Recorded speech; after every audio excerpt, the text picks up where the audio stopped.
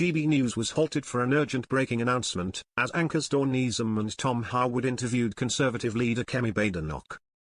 The grilling was centered around the latest BBC scandal, which could see the end of the public service broadcaster for good after it doctored footage of Donald Trump talking about the Capitol riots on January 6.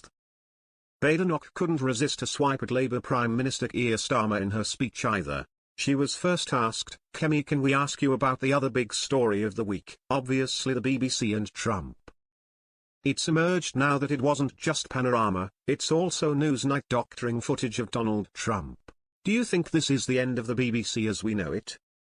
Badenoch replied, "I think that what we need to see now is root and branch reform. What this shows is that this is a pattern of behavior. There are people there who are pretending to be neutral, pretending to be impartial at the BBC but who have an agenda.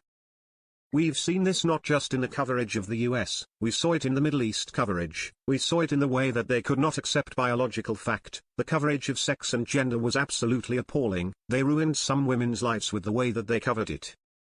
They need to start rooting out a lot of the activists who are lurking in the BBC who have a different agenda from serving the public and serving the license fee payer." Neesom questioned her, would the Conservatives scrap the license fee?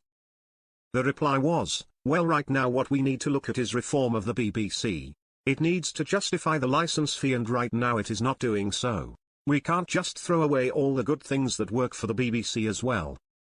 The model is clearly not working as it should do. They're not able to compete as well with streaming services like Netflix or Disney, so that needs us taking a good, hard look at how we make sure we have a public service broadcaster.